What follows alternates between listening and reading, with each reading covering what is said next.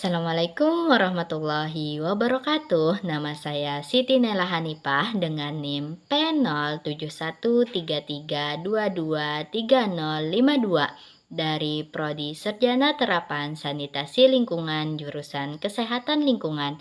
Dosen pengampu Bapak Tommy Sujarwadi MS. Di sini saya ingin melakukan pemenuhan tugas mata kuliah Pendidikan dan Budaya Anti Korupsi. Pemberantasan korupsi.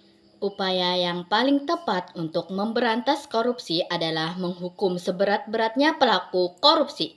Dengan demikian, bidang hukum, khususnya hukum pidana, dianggap sebagai jawaban yang paling tepat untuk memberantas korupsi.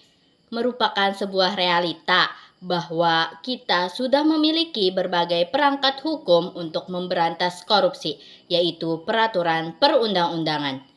Kita memiliki lembaga serta aparat hukum yang mengabdi untuk menjalankan peraturan tersebut, baik kepolisian, kejaksaan, dan pengadilan. Kita bahkan memiliki sebuah lembaga independen yang bernama Komisi Pemberantasan Korupsi, yang kesemuanya dibentuk salah satunya untuk memberantas korupsi. Namun, apa yang terjadi? Korupsi tetap tumbuh subur dan berkembang dengan pesat. Sedihnya lagi, dalam realita, ternyata lembaga dan aparat yang telah ditunjuk tersebut dalam beberapa kasus justru ikut menumbuh suburkan korupsi yang terjadi di Indonesia. Adapun pendapat yang mengatakan bahwa bekal pendidikan termasuk pendidikan agama memegang peran yang sangat penting untuk mencegah korupsi. Benarkah demikian? Yang cukup mengejutkan, negara-negara yang tingkat korupsinya cenderung tinggi justru adalah negara-negara yang masyarakatnya dapat dikatakan cukup taat beragama. Jadi, agama tidak dapat digolongkan sebagai pemicu terjadinya korupsi. Ruang untuk korupsi harus diperkecil. Transparansi dan akuntabilitas serta akses penting pula untuk membangun lembaga independen yang bertugas mencegah dan memberantas korupsi. Lembaga ini harus mempertanggungjawabkan apa yang dilakukan kepada rakyat. Upaya pemberantasan korupsi yang dilakukan selama ini belum dapat menunjukkan hasil maksimal. Hal ini antara lain terlihat dari masih rendahnya angka Indeks Persepsi Korupsi (IPK) Indonesia.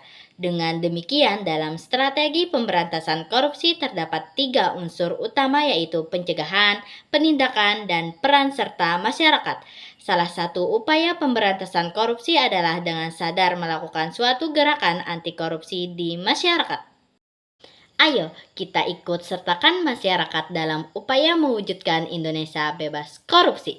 Diwujudkan dalam bentuk mencari, memperoleh, memberikan data atau informasi tentang tindak pidana korupsi, dan hak penyampaian saran dan pendapat secara bertanggung jawab untuk mewujudkan Indonesia bebas korupsi.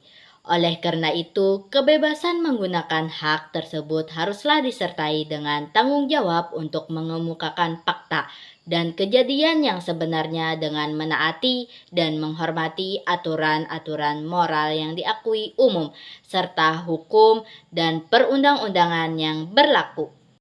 Peraturan pemerintah ini juga mengatur mengenai kewajiban pejabat yang berwenang atau komisi untuk memberi jawaban atau menolak memberi isi informasi, saran dan pendapat dari setiap orang, organisasi masyarakat atau lembaga swadaya masyarakat. Sebaliknya, masyarakat berhak menyampaikan keluhan, saran, atau kritik tentang upaya pencegahan dan pemberantasan tindak pidana korupsi yang dianggap tidak sesuai dengan peraturan perundang-undangan yang berlaku.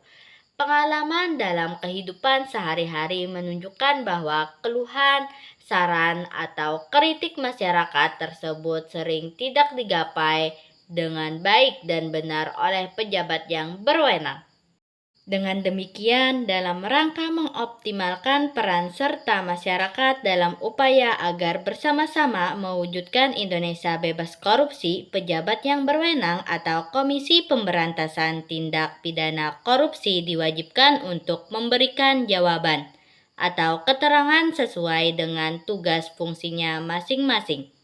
Di samping itu, untuk memberi informasi yang tinggi kepada masyarakat, maka dalam peraturan pemerintah ini diatur pula pemberian penghargaan kepada masyarakat yang berjasa terhadap upaya pencegahan dan penanggulangan tindak pidana korupsi berupa piagam atau premi.